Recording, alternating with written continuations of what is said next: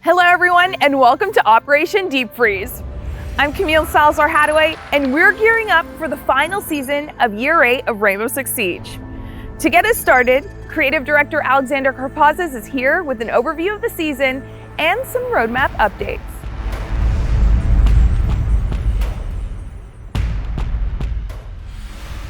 Hello everyone, and welcome to Operation Deep Freeze. The entire Siege team is really proud of the work that we're about to show you today.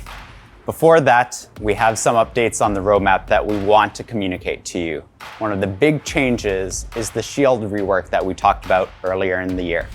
We want to give it a bit more time before we can finally put on the polish that it deserves, which means that we'll be pushing it into Year 9 Season 1. However, we want to show you these changes this season, so expect a test server to go live where you can check out all of the work in progress changes we're bringing to shields, and you'll also have the ability to give us feedback on these changes before they go into the next season. On top of all of this, we have a new operator, TUDO, who's coming to the game, joining Wolfguard and hailing from Portugal. He has a new ability that's quite frosty and brings a new element to other gadgets in the game. We have a new map as well, the Lair, which is Deimos's HQ for all of his nefarious deeds. There's much, much more. This is just the tip of the iceberg when we talk about Operation Deep Freeze. You may have seen the teaser trailer for the new season's map, but now it's time for the full tour. We're jetting off to Deimos's secret headquarters, where Assistant Director of Level Design, Mahdi Tayab, will be your guide.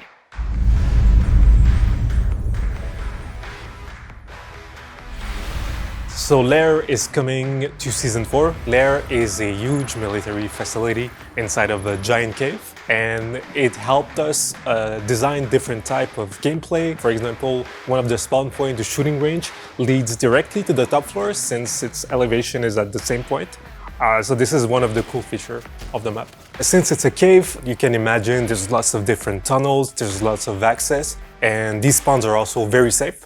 So if we look floor by floor, and let's start with the basement, you can imagine it's very damp, dirty. They work with dangerous chemicals. On this floor, we have one objective, lab and lab support. What's interesting is that the lab is right at the center of the layout, so most paths will inevitably rejoin into the objective. So from round to round, you can use different type of strategies and you'll always find something new. The first floor, in contrast with the basement, is a lot cleaner, it's a lot brighter. On this floor, we have two objectives. One of the objective is the bunk and briefing room. Interesting thing is that players on defense will have to watch out for the reachable external wall, but we made sure to give enough covers on both ends to make sure that the defenders have enough flanking path. If we go on the other side of the floor, we have armory and weapon maintenance, and from there, players on attack can use the shooting range to get into the objective.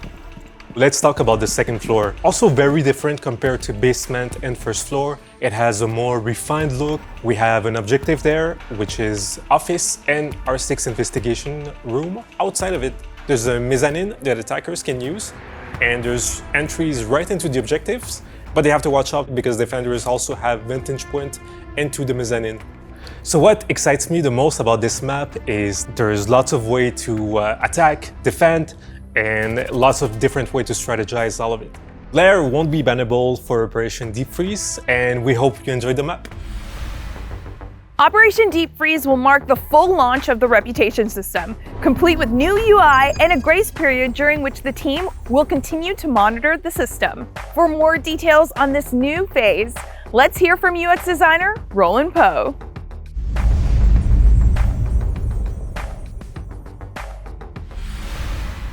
With the launch of the commendation system last season, we've been really happy to see how everyone's been using it. Giving and receiving commends, getting the alpha pack drops and maintaining their streaks, and just generally celebrating the positivities that Siege has to offer. We've also been monitoring the system and listening to your feedback, which is why the commendation system and reputation system were hooked together, now acting as one to provide guidance, to promote positivity, and to create a safe play space for all. In Year 8, Season 4, we're going to be activating the reputation system in a grace period. And what that means is you're going to see new UI in the Reputation Center, you're going to see increased notices in-game, and the first look at the impacts that will start to affect your account based on your reputation standing. And these impacts can be things such as changes to the rewards you get at the end of each match, it can be access to playlists, and it can be progress towards special drops and exclusive cosmetic bonuses. With the updated Reputation Center UI, you're going to see a lot of information all about how to get the best standings. You'll see information about how the system works, about each of the individual standings, and personalized information dedicated to you. You'll see things such as guides about how to spread positivity, about the individual impacts that will be affecting your account once we leave grace period, as well as tips and tricks you can use in your matches, throughout the game, and even beyond to become great Siege community members and great Siege players.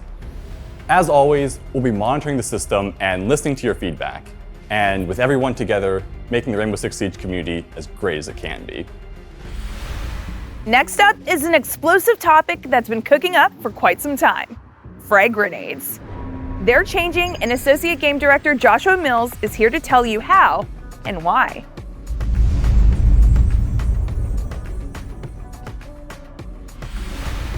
So the current state of frag grenades in Siege is that they're incredibly powerful.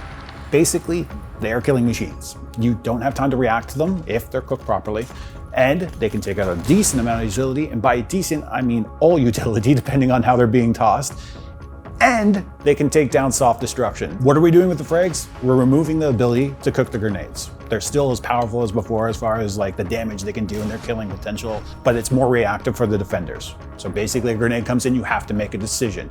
Do you move into more precarious position? But again, we are removing the ability to cook them. When you deploy them, they'll have a 4-second fuse timer on them. And then after bouncing off a surface, that fuse timer actually drops a little bit. This is very similar to how the flash grenades work currently.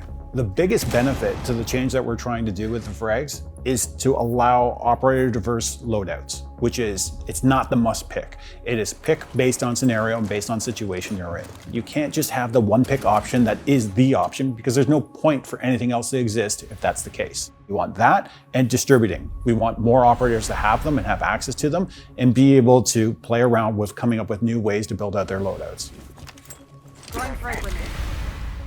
This season, the Rainbow Six Siege team is looking for players to participate in the Siege Marketplace Beta. To tell us more about what that is and how to register for it, here's Business Strategy Director Mohammed Ben Hanada.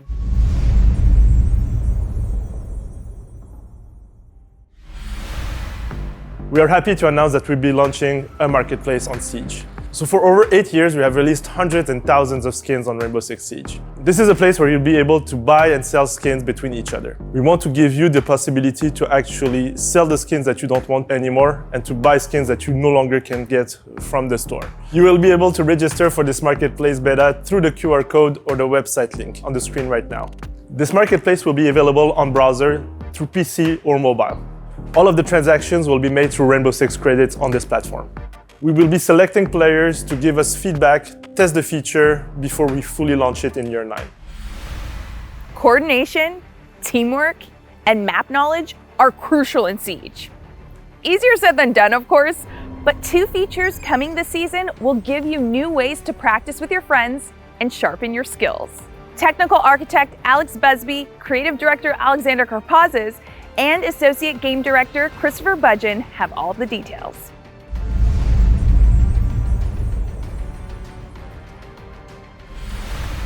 With Year 8 Season 4, we're introducing the Versus AI playlist. The first iteration of this playlist will allow our players to compete against Defender AI operators in Clubhouse in our bomb game mode. And these AI are a bit different from what our players are used to. They are engineered and designed to emulate how our players play the game. Some experienced players might even notice the AI using their favorite power positions or gadget strategies. At launch, the Versus AI playlist will have 2 difficulty levels.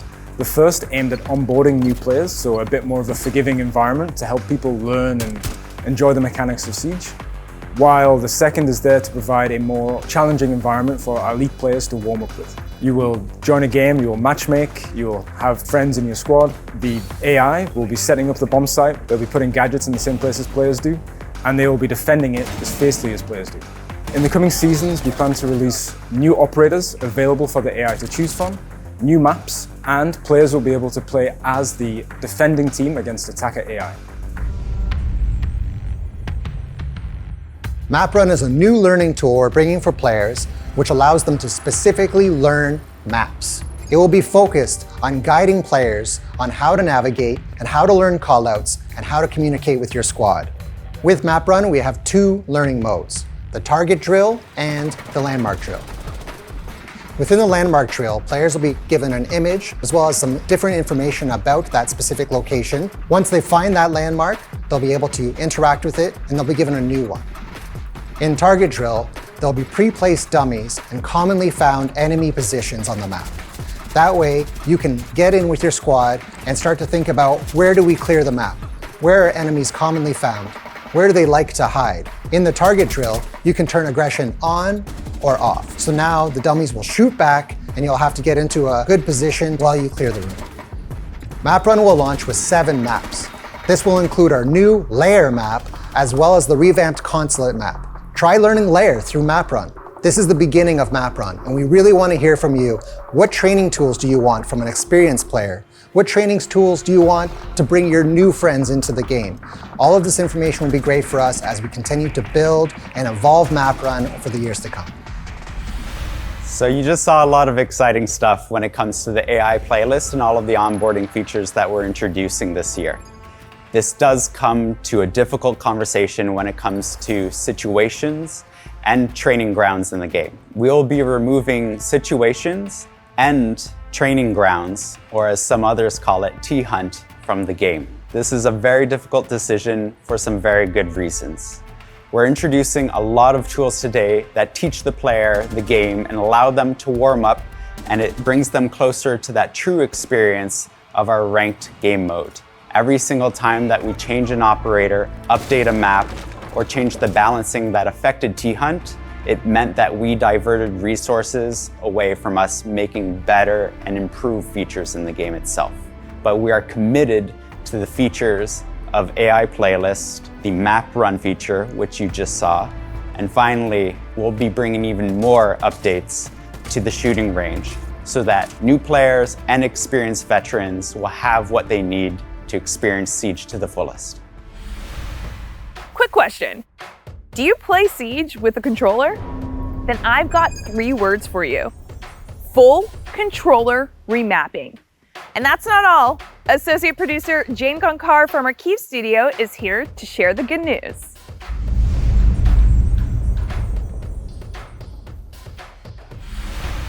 We are excited to announce that we are rolling out the first iteration of input customization for controllers. This will allow controller players to map up their own schematic, which is great, since those bring benefits to players wishing to get an edge of their game and accessibility for players with special needs. We are also planning to bring several smaller features, like for example, the trigger.zone customization and stick.zone tweaking that comes as direct result of community requests. Stick.zones can now be set all the way down to 0. Just bear in mind that some devices might have drift issues depending on their make and condition. Another feature that players have been actively mentioning is improving the hip-leaning input on controllers. Something we are glad to announce we have a solution coming later this season. When you take a look at the Operation Deep Freeze Battle Pass rewards this season, you'll notice a few helpful changes.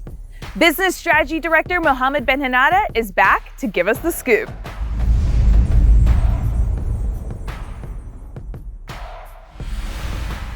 I told you last season that we will be looking at improving the navigation on the Battle Pass. This season, we will be bringing the map that will be interactive. It's an easier way for you to actually see the overall Battle Pass and navigate through it. Can't wait to have your feedbacks on this, and it's only a first step to improve the navigation in the Battle Pass. So again, stay tuned for even more. It's time to learn more about the operator who gives Operation Deep Freeze its name. When you need to cool things down and put the attack on ice, you'll want TurboRao on your team. Art director Joanna Choi is here for insights on the design of this operator And then we'll go to Director of Gameplay Design, Jeremy Carval, and Game Designer, Dominic Clement, for details on Turbo's chilling gadget.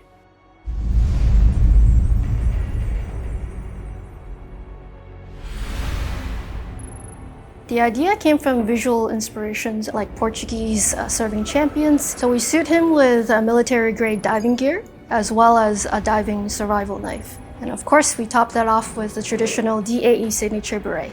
We also gave him wide shoulders from swimming, and we gave him a big wide smile to draw people in. But at the same time, he's very empathetic and he has kind eyes.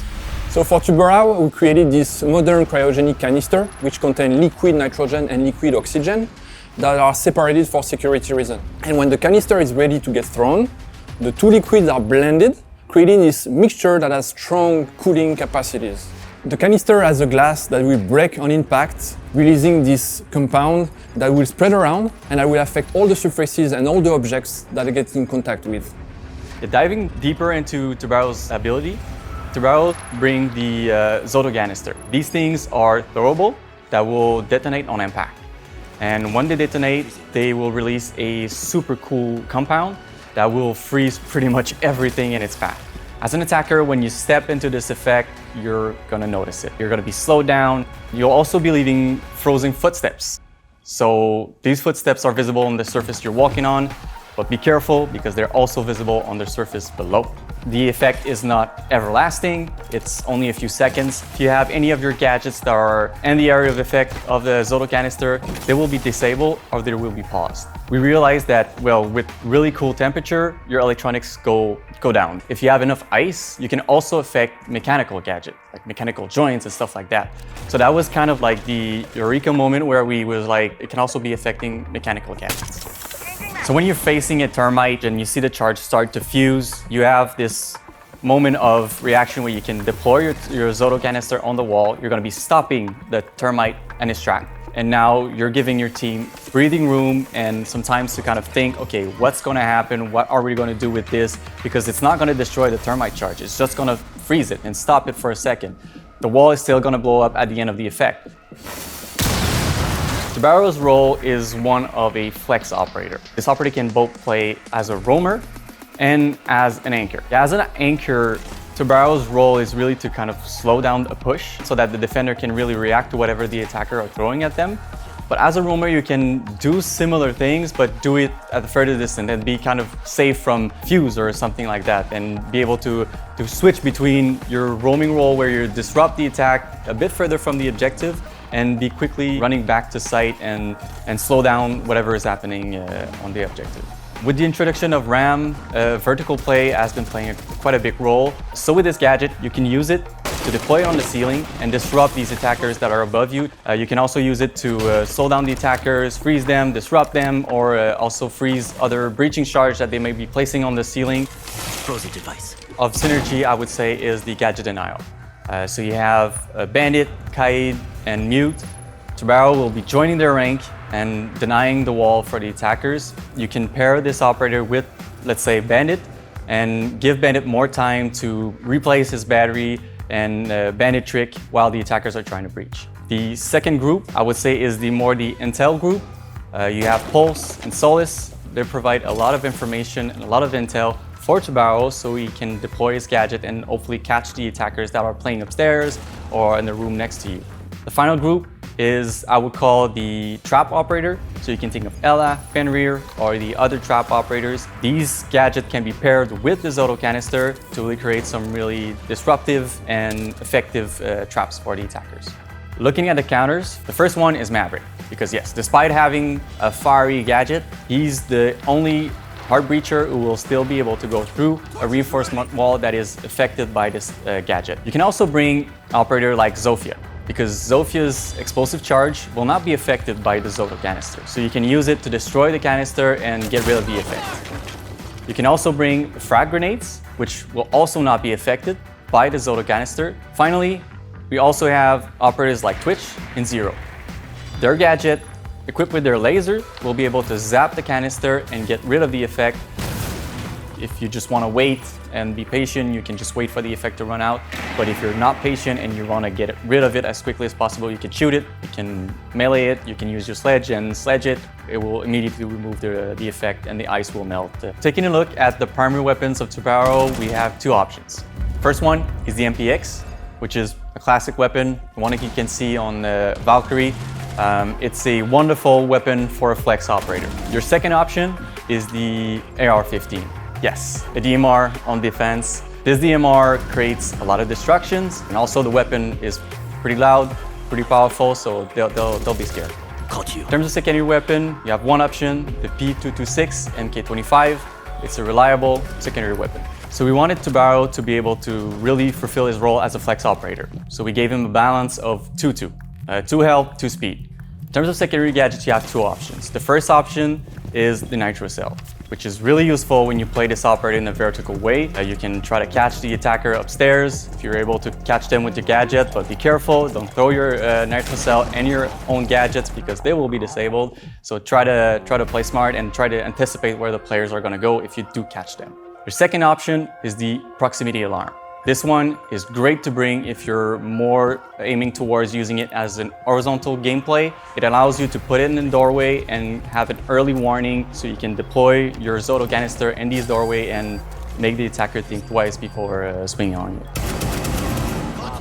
This operator is super unique, and the fact that it brings not only a disabling effect for electronic, but for the first time it brings a disabling effect for mechanical gadget. So it affects pretty much everything. At every moment of the round, you have something that you can contribute with your gadget, and there's something that you can do that will hopefully make your team win. You can play the season test server for Operation Deep Freeze starting tomorrow. Explore new strategies with his gadget and chill your opponents to the core. And remember, whether you're on the test server or just playing as usual, reporting issues you encounter to R6Fix will give you the chance to earn some neat rewards.